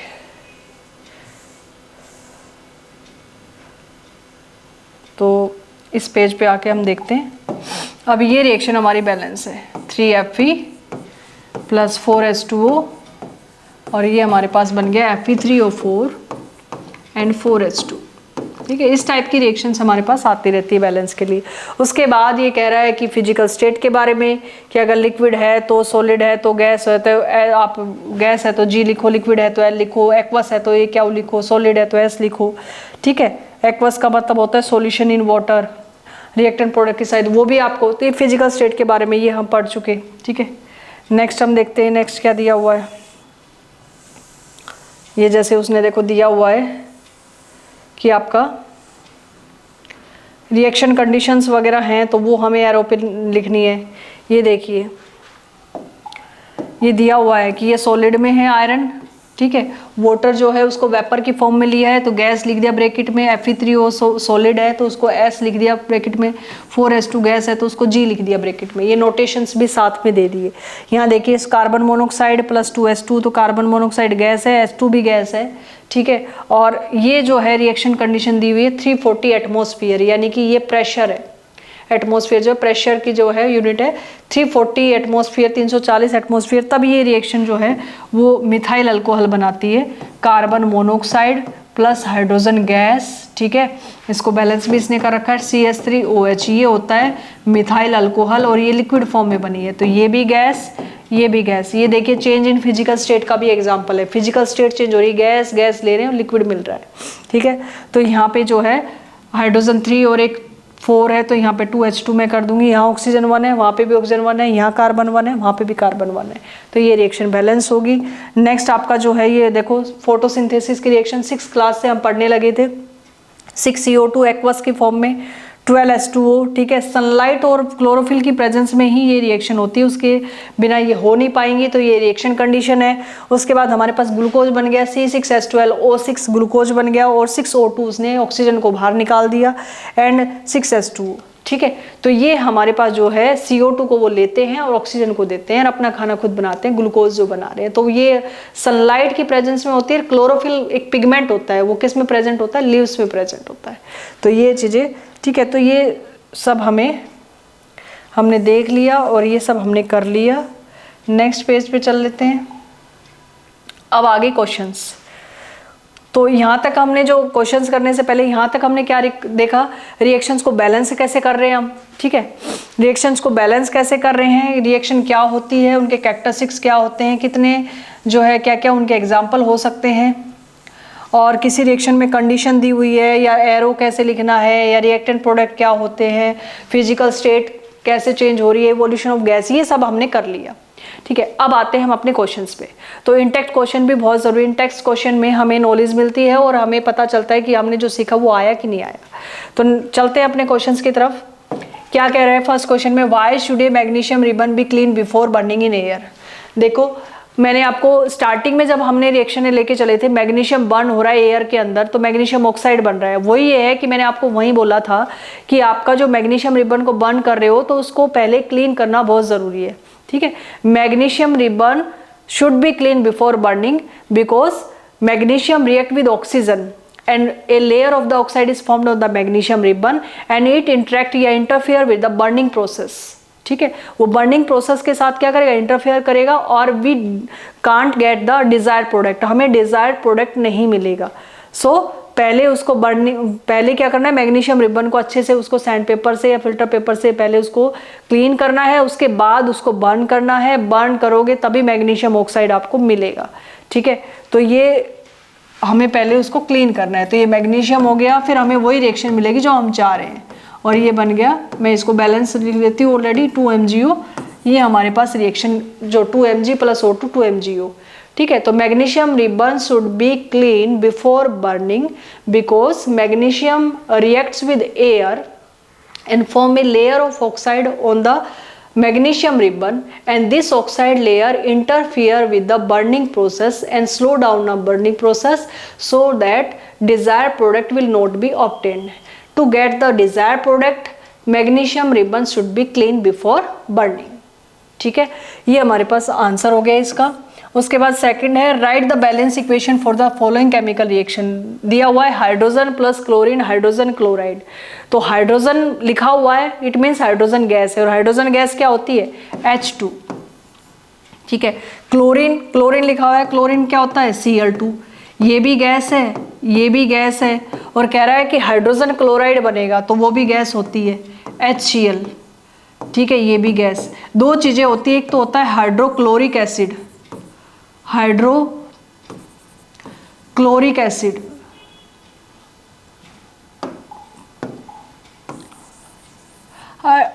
हाइड्रोक्लोरिक एसिड, हाइड्रोक्लोरिक एसिड, ठीक है। ये होता है HCl गैस को जब वाटर के अंदर हम डिजोल्व कर देते हैं और उसका सॉल्यूशन बना लेते हैं गैस से, गैस और लिक्विड पानी जब मिलता है तो ये लिक्विड HCl बन जाता है। तो उसको बोलेंगे, जब HCl गैस को वाटर में सॉल्यूशन बना दिया वाटर को मिला के, तो वो HCl एक्वस बन गया और वो लिक्विड फॉर्म में आ गया, ठीक है। तो उसको बोलते हैं हाइड्रोक्लोरिक एसिड। फिर वो एक एसिड बन जाता है, H+ आयन दे देता है। ये सब हम सीखेंगे 10th क्लास में ही, ठीक है, कि एसिड क्या होते हैं जो H+ आयन देते हैं, जो वाटर में डिजोल्व होते हैं। और अगर वो गैस है तो HCl गैस, उसको बोल देंगे हाइड्रोजन क्लोराइड, हाइड्रोजन क्लोराइड, तो वो गैस है। और हाइड्रोक्लोरिक एसिड वो एसिड है, ठीक है। तो वो एक्वस होता है जब उसको वाटर में डिजोल्व करेंगे। तो यहाँ पे इसने हाइड्रोजन क्लोराइड, इट मीन्स ये गैस ही बन रही है, HCl, ठीक है। फॉर्मूला सेम होता है HCl। तो यहाँ पे इसको बैलेंस करेंगे, हमें दिखाई दे रहा है यहाँ पे हाइड्रोजन भी 2 है, यहाँ पे क्लोरीन भी 2 है, लेकिन यहाँ हाइड्रोजन और क्लोरीन 1 है। तो मुझे क्या करना, पूरे फॉर्मूले के फ्रंट में एक 2 लगा देना है, ठीक है। तो उससे हाइड्रोजन और क्लोरीन दोनों क्या हो जाएंगे, 2 हो जाएंगे। तो ये रिएक्शन हमारी बैलेंस हो जाएगी, ठीक है। नेक्स्ट है बैरियम क्लोराइड और एल्यूमिनियम सल्फेट। बैरियम सल्फेट और एल्यूमिनियम क्लोराइड मुझे मिलेगा। हम इसको एक बार, क्या है, बैरियम क्लोराइड और एल्यूमिनियम सल्फेट। चलते हैं अपने इस पेज पे, देखते हैं। पहले तो उसने वर्ड्स में दिया हुआ है और वर्ड से फॉर्मूले में हमें जाना है, तो ये चीज बहुत इंपॉर्टेंट है।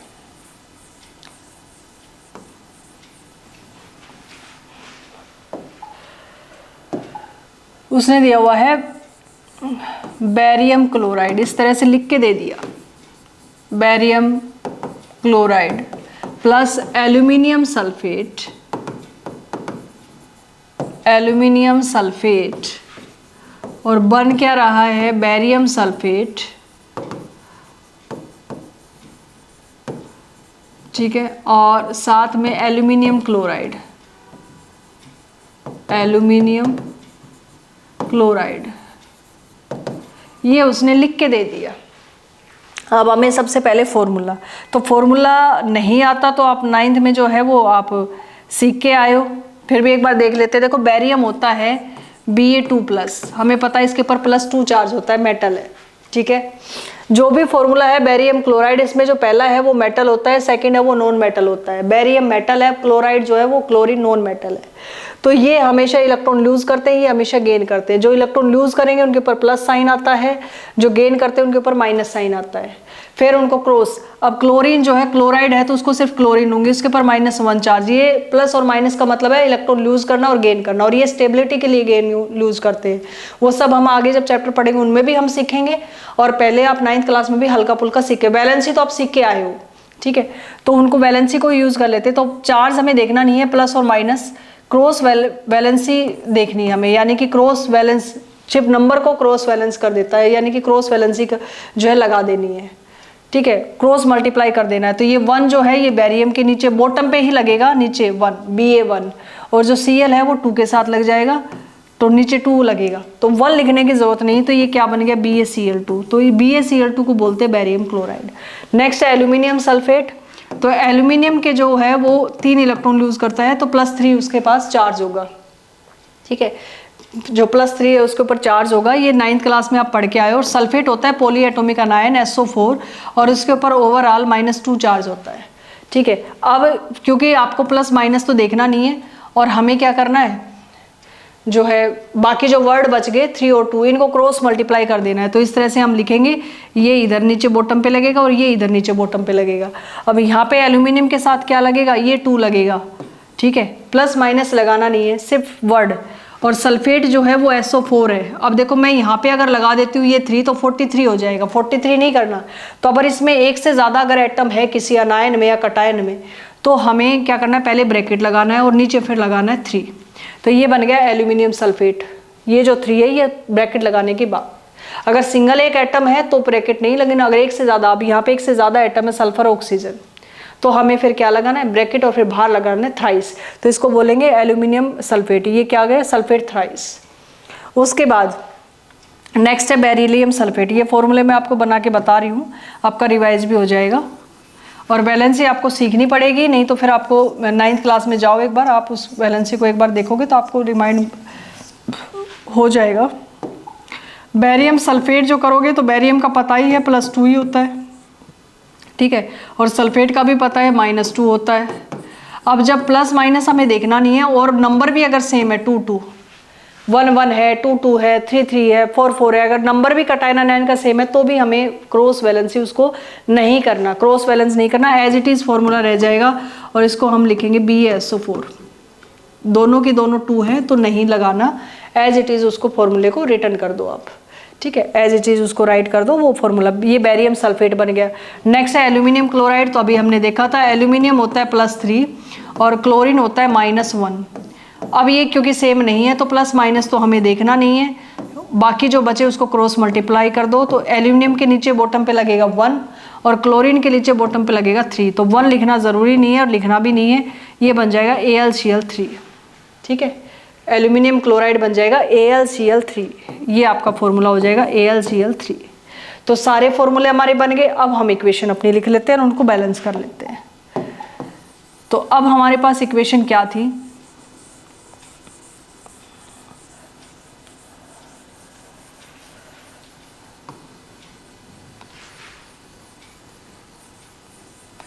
तो हमारे पास इक्वेशन आई barium chloride BaCl2 aluminium sulphate Al2SO4 thrice, और ये बना रहा है BaSO4 barium sulphate plus AlCl3, ठीक है, ये हमने लिख दिया। अब इसको देखते हैं बैलेंस करने के लिए। सबसे पहले देखो बेरिलियम कितना है, 1 है, और यहाँ पे बेरिलियम कितना है, 1 है, ठीक है। यहाँ पे क्लोरीन कितना है, 2 है, वहाँ पे क्लोरीन कितना है, 3 है, ठीक है। अब 2 और 3 का मैंने बताया था, अगर 2 को 3 से मल्टीप्लाई कर दो, 3 को 2 से, तो 6 हो जाएगा, वो हम बाद में देखेंगे। एल्यूमिनियम कितना है, इधर रिएक्टेंट की साइड 2 है, उधर एल्यूमिनियम कितना है, 1 है, ठीक है। ये भी हमने देख लिया। अब देखो यहाँ इधर भी सल्फेट बना हुआ है, इधर भी SO4 सल्फेट बना हुआ है, तो मैं अलग अलग एटम के बजाय पूरा एटम मतलब पूरा आपका अनायन उठा लूंगी सल्फेट। तो SO4 इधर कितना है, ब्रैकेट के बाहर लगा है 3, तो 3 है, और उधर SO4 कितना है, कुछ नहीं लगा हुआ है, सिर्फ SO4 ही है, तो ब्रैकेट नहीं है, तो यहाँ 1 ही है। ये हमारे पास आ गया। अब हमारे पास देखो सबसे पहले तो हम क्या देखेंगे कि यहाँ एल्यूमिनियम 2 है और वहाँ एल्यूमिनियम 1 है। तो अगर मैं 1 को 2 से मल्टीप्लाई करूँ, सिंपलेस्ट हम देखेंगे तो ये 2 हो जाएगा। तो यहाँ देखो आपका जहाँ पे एल्यूमिनियम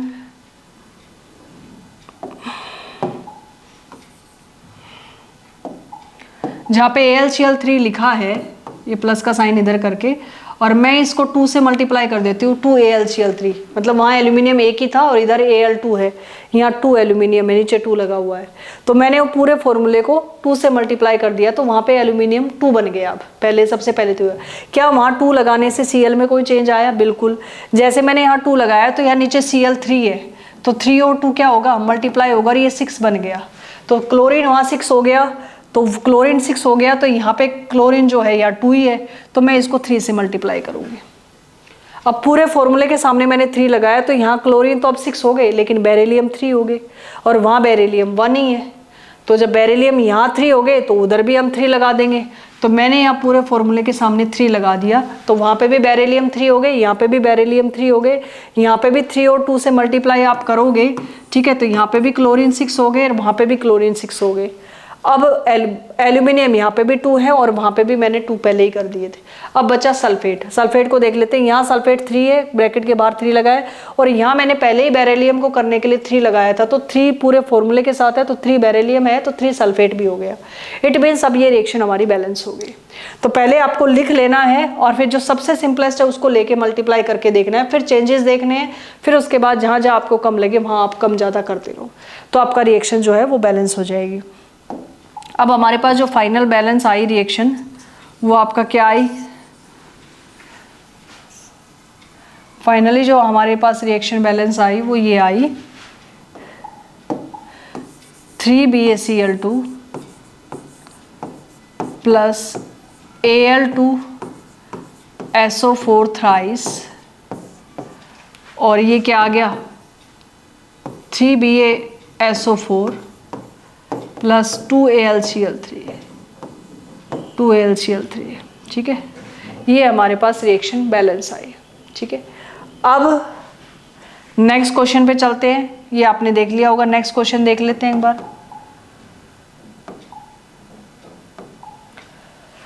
नेक्स्ट कह रहा है कि sodium plus water, sodium hydroxide plus hydrogen, sodium plus water. Sodium plus water देखेंगे, इधर ही कर लेते हैं हम, ये आपने देख लिया होगा, ठीक है। उसके बाद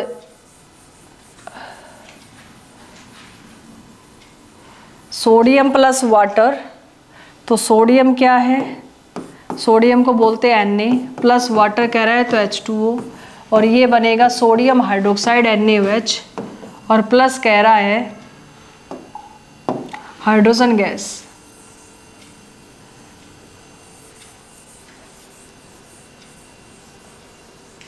प्लस कह रहा है हाइड्रोजन गैस।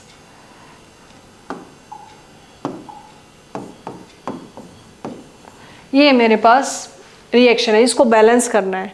तो देखो उसने पहले वर्ड्स में दिया होता sodium plus water, sodium hydroxide plus H2O, तो ये आपको पता होना चाहिए, सोडियम Na होता है, वाटर H2O होता है, सोडियम हाइड्रोक्साइड NaOH होता है, ठीक है। अब ये NaOH का फॉर्मूला भी कैसे बना, Na+1 होता है, OH-1 होता है, क्योंकि नंबर भी सेम है और प्लस माइनस देखना नहीं है, तो क्रॉस मल्टीप्लाई भी नहीं करेंगे, तो फॉर्मूला NaOH ही रह गया, ठीक है। तो ये हमारे पास हाइड्रो। अब देखो इस रिएक्शन को जब बैलेंस करें तो हम देखेंगे सोडियम 1 है, ऑक्सीजन इधर 1 है, इधर भी 1 है, हाइड्रोजन इधर 2 है, लेकिन हाइड्रोजन यहाँ पे 2 तो एक फॉर्मूले में H2 और एक H जो है वो NaOH के साथ है, तो वहाँ पे हाइड्रोजन 3 हो गए। तो 3 और 2 को मैं कह रही हूँ कि 3 को 2 से मल्टीप्लाई कर दे, 2 को 3 से करे, तो आपका क्या हो सकता है, जो है 6 हो सकता है। लेकिन वो तभी करना है जब आपका हाइड्रोजन जो है या जो भी मेटल है वो आपका एक ही जगह फिक्स हो। जैसे AlCl3 था, वहाँ पे एक ही जगह क्लोरीन 3 थे, तो मैं उसको 2 से, लेकिन यहाँ हाइड्रोजन अगर H2 की फॉर्म में होता तो मैं इसको सीधा 3 से मल्टीप्लाई कर देती और ये 6 हो जाता, और इधर भी अगर ये इसी टाइप में होता तो। लेकिन वहाँ वो H2 की फॉर्म में 2 ही है और एक अकेला हाइड्रोजन जो है NaOH के साथ है, तो वो तीनों जो 3 हाइड्रोजन है वो अलग अलग फॉर्म में आ गए, एक NaOH के साथ H आया, एक H2 के साथ। तो ऐसे में हमें 2 और 3 डायरेक्ट ऐसे करके 6 करके नहीं करके करना है, क्योंकि गलत हो सकता है, जरूर नहीं बैलेंस। आप करोगे तो बैलेंस होगा भी नहीं 2 3 करके, क्योंकि H2 अलग नहीं है, सारे हाइड्रोजन उस साइड एक साथ नहीं है, अलग अलग बिखरे हुए हैं अलग अलग प्रोडक्ट में। तो हमें सारे काउंट करने हैं, जहाँ जहाँ पे प्रेजेंट है, एक H यहाँ है, 2 H यहाँ है, तो हमें वो काउंट करने हैं, ठीक है। काउंट करके फिर उनको ऐड करना है कि टोटल कितने हैं, फिर उन्हीं को इसी तरह से डील करना है। तो यहाँ पे मैं क्या करती हूँ कि H2O2 वाली जो रिएक्शन उसको हमने डबल करके देख लिया था, तो मैं यहाँ क्या करूँगी, इस प्रोडक्ट को भी मैं डबल करके देख ले। तो मैं सोडियम मैंने डबल अमाउंट में लिया, तो यहाँ सोडियम अगर 2 हो गए तो यहाँ जो NaOH था यहाँ पे भी मैं क्या करूँगी, NaOH जो था इसके साथ भी मैं सोडियम को डबल करने के लिए मैं यहाँ 2 NaOH कर दूंगी। तब इतना करने से देखते हैं अब ऑक्सीजन हाइड्रोजन से, अगर ये करने से अगर ऑक्सीजन हाइड्रोजन बैलेंस हो जाते हैं तो फिर उसको एक बार ट्राई कर लेते हैं। तो मैंने अमाउंट डबल किया, सोडियम को डबल किया, तो यहाँ पे मैंने 2 NaOH किया, तो यहाँ पे भी 2 सोडियम हो गए, यहाँ पे भी 2 सोडियम हो गए। अब ये तो हो गए दोनों बैलेंस। अब देखते हैं हाइड्रोजन, जब मैं यहाँ 2 कर रही हूँ तो यहाँ ऑक्सीजन 2 हो गए, लेकिन यहाँ ऑक्सीजन अब 1 ही है, तो मैं पूरे H2O के सामने 2 लगा देती हूँ। अब यहाँ पे भी ऑक्सीजन 2 हो गए और यहाँ पे भी ऑक्सीजन 2 हो गए, अब ऑक्सीजन भी हो गए बैलेंस। अब देखते हैं हाइड्रोजन को, यहाँ कितने हाइड्रोजन है, 2H2 यानी कि 4 हाइड्रोजन है, और वहाँ पे H2 कितना है, एक ही है, ठीक है। लेकिन वहाँ पे H2 एक ही है, 2 हाइड्रोजन तो वो हो गए, लेकिन यहाँ पे भी तो 2 लगा हुआ है, और 2 के साथ इधर एक हाइड्रोजन प्रेजेंट है NaOH में। तो ये जो 2 है ये पूरे फॉर्मूले के साथ लगा है, तो 2 सोडियम, 2 ऑक्सीजन, 2 हाइड्रोजन, तो 2 हाइड्रोजन तो ये वाले, ये आगे 2 लगा हुआ है, और 2 हाइड्रोजन H2 वाले, तो टोटल हो गए 4, और यहाँ पे 2H2 है ही, टोटल हो गए 4। अब ये रिएक्शन बैलेंस है, तो 2Na प्लस 2H2O, मैंने अमाउंट डबल किया दोनों रिएक्टेंट की, तो ये बना 2 NaOH, ठीक है, और इधर हाइड्रोजन गैस लिबरेट होगी, तो ये रिएक्शन होगी हमारी बैलेंस, ठीक है। तो ये क्वेश्चन सॉल्व हो गया। नेक्स्ट चलते हैं, एक बार देख लेते हैं नेक्स्ट क्वेश्चन क्या दिया हुआ है। अच्छा, ये आपका हो गया क्वेश्चन। नेक्स्ट क्वेश्चन है आपका, right a balance chemical equation with state symbol, यानी कि फिजिकल स्टेट भी लिखनी है, उसको स्टेट सिंबल बोलते हैं, फॉर द फॉलोइंग रिएक्शन। कह रहा है सॉल्यूशन ऑफ बेरियम क्लोराइड, वही आपका BaCl2 है, ठीक है, and sodium sulphate, sodium sulphate होता है Na2SO4, ठीक है, इन वाटर। जब इन वाटर कहा है तो हमें एक्वस लिखना पड़ेगा। React to give the insoluble, तो इनसोल्यूबल का मतलब है PPT, बेरियम सल्फेट के बनेंगे PPT BaSO4, and solution of sodium chloride, यानी कि ये लिक्विड बनेगा NaCl।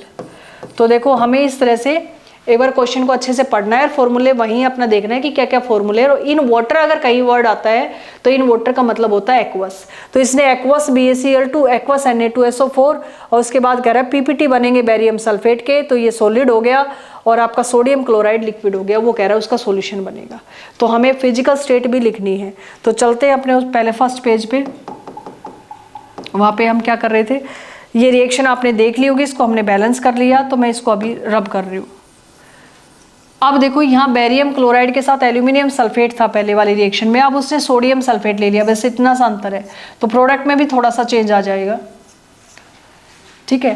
बेरियम क्लोराइड ही था, अब उसने क्या लिया, बेरियम क्लोराइड ही है, तो बेरियम, अब स्टेट सिंबल भी लिखने हैं, तो बेरियम क्लोराइड के साथ एल्यूमिनियम सल्फेट की जगह सोडियम सल्फेट ले लिया, तो BaCl2, और ये कैसा है, इन वाटर कह रहा है दोनों, तो ये एक्वस है, प्लस एल्यूमिनियम की सल्फेट की जगह उसने ले लिया सोडियम सल्फेट, सोडियम सल्फेट होता है Na2SO4, और ये भी एक्वस है, तो ए क्या वो हमें लिखना पड़ेगा, इन वाटर लिख रखा उसने।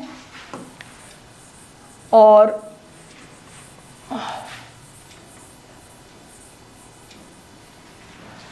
नेक्स्ट वो कह रहा है कि बेरियम सल्फेट जो है उसके PPT बनेंगे BaSO4, इसके PPT इनसोल्यूबल बनेगा, ये इनसोल्यूबल पार्ट है, और PPT है तो ये सॉलिड होगा, प्लस कह रहा है सोडियम क्लोराइड बनेगा, तो NaCl है और ये लिक्विड है, उसका सॉल्यूशन बता रहा है। ये हमारे पास फिजिकल स्टेट हो गए, aqueous, solid and liquid. Physical state symbol कह रहा था कि लिखो। उसके बाद इस रिएक्शन को बैलेंस करेंगे तो मुझे दिखाई क्या दे रहा है, मुझे दिखाई दे रहा है कि यहाँ पे Na2 है, यहाँ पे भी Cl2 है, और यहाँ NaCl बना हुआ है वो 1 है, यहाँ पे सोडियम 1 है, क्लोरीन भी 1 है, और वहाँ पे 2 है। तो ये आपको दिखाई दे रहा है 2Cl और 2Na, और यहाँ पे NaCl 1 है, तो पूरे फॉर्मूले के सामने मैं 2 लगा दूंगी। बस इतना ही करना था। यहाँ पे बेरिलियम 1 है, यहाँ पे भी बेरिलियम 1 है, यहाँ सल्फेट 1 है, तो यहाँ पे भी सल्फेट 1 है, और 2 NaCl यहाँ से साल्ट निकला है, तो वहाँ पे NaCl 1 था, तो वहाँ पे पूरे फॉर्मूले के साथ 2 लगा दिया, तो 2 NaCl हो गया। ठीक है, ये रिएक्शन हमारी बैलेंस होगी। अब ये जो रिएक्शन है इसमें प्रिसिपिटेट बने हैं, तो मैंने आपको पहले बताया था कि 2 सॉल्यूशन हमने लिए, और अगर उस सॉल्यूशन में से अगर एक सॉलिड बनता है और दूसरा लिक्विड बनता है, तो ये PPT प्रिसिपिटेट है। फॉर्मेशन ऑफ प्रिसिपिटेट जो है ये भी एक कैरेक्टरिस्टिक्स है केमिकल रिएक्शन का, तो उसका भी एग्जांपल कह सकते हैं। प्लस इसका जो है ये प्रिसिपिटेशन रिएक्शन भी इसको कहते हैं। प्लस जो है आगे टाइप्स ऑफ रिएक्शन हम करेंगे तो उसमें आएगा आपका double decomposition reaction, sorry double displacement reaction. तो डबल डिस्प्लेसमेंट रिएक्शन को ही प्रिसिपिटेशन रिएक्शन कहते हैं। आगे हम टाइप्स ऑफ रिएक्शन में करेंगे डबल डिस्प्लेसमेंट रिएक्शन को। ठीक है, तो ये जो है हमारा सोल्व भी हो गया और बैलेंस भी हो गया। तो हमें वर्ड से फॉर्मूले लिखने आने चाहिए, उसी से हमारा क्वेश्चन सोल्व होगा। तो चलते हैं हम अपने लास्ट क्वेश्चन में, देखते हैं लास्ट में और आगे क्या बचा हुआ है। आगे कह रहा है कि देखो नेक्स्ट में सोडियम हाइड्रोक्साइड यानी कि NaOH सॉल्यूशन इन वाटर, तो इसका मतलब एक्वस कह रहा है। उसके बाद रिएक्ट विद हाइड्रोक्लोरिक एसिड, देखो मैं आपको बता रही थी कि हाइड्रोक्लोरिक एसिड होगा तो वो HCl लिक्विड की फॉर्म में, तो अब HCl गैस को लिक्विड में मतलब वाटर में मिलाया गया और उसको एक्वस बनाया गया, तो HCl AQ। ठीक है, तो यहाँ पे लिखा हुआ है इन वाटर, तो AQ हमें लिखना है एक्वस। प्लस कह रहा है कि हमारे पास क्या बना,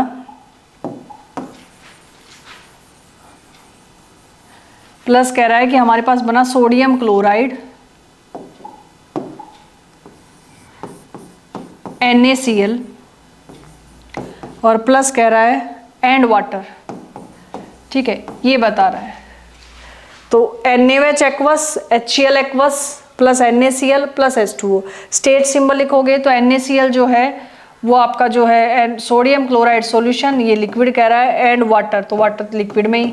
ठीक है, तो ये हमारे पास फिजिकल स्टेट सिंबल आगे NaOH aqueous, HCl aqueous, NaCl liquid, water liquid. ठीक है, तो ये रिएक्शन अगर हम देखें तो यहाँ सोडियम 1 है, यहाँ पे भी सोडियम 1 है, यहाँ क्लोरीन 1 है तो यहाँ पे भी क्लोरीन 1 है, यहाँ हाइड्रोजन 1 है और एक हाइड्रोजन NaOH के अंदर है, 2 हाइड्रोजन, तो वहाँ पे भी हाइड्रोजन आपका H2 में 2 ही है, और ऑक्सीजन यहाँ 1 है NaOH में, तो यहाँ पे भी 1 है। ये रिएक्शन ऑलरेडी बैलेंस है, और इस रिएक्शन को हम बोलते हैं, ये NaOH आपका क्या होता है स्ट्रॉन्ग बेस, HCl क्या होता है स्ट्रॉन्ग एसिड, और ये बेस और एसिड दोनों मिलकर एक दूसरे को न्यूट्रलाइज करेंगे और ये बनाएंगे साल्ट एंड वाटर। ये नेक्स्ट चैप्टर में है आपका साल्ट जो है एसिड बेस एंड साल्ट। ठीक है, तो साल्ट बनता है हमेशा और वाटर निकलता है, तो ये साल्ट बन गया और वाटर निकल गया, और इस रिएक्शन को हम बोलते हैं न्यूट्रलाइजेशन रिएक्शन, जहाँ पे एसिड और बेस एक दूसरे को न्यूट्रलाइज करके वाटर एंड सॉल्ट बना देते हैं। तो ये रिएक्शन ऑलरेडी बैलेंस है, तो यहाँ से आपका ये जो है सारे क्वेश्चन इंटेक्स क्वेश्चन भी जो है आपके सोल्व हो गए। ठीक है, तो आई थिंक इसको जो है यहाँ तक हमने पूरा कर लिया। नेक्स्ट क्या है कि टाइप्स ऑफ केमिकल रिएक्शन, तो देखो ये जो नेक्स्ट टॉपिक है ये हम अपने नेक्स्ट लेक्चर में करेंगे। अगर आपको यहाँ तक अच्छे से समझ आ गया है, केमिकल रिएक्शन को आप अच्छे से बैलेंस करना सीख गए हैं, तो आप उनको अच्छे से प्रैक्टिस करते रहिएगा। ठीक है, अगर आपको वीडियो अच्छी लगे तो उसको लाइक और सब्सक्राइब करिएगा। ठीक है, तब तक के लिए thank you so much and bye bye.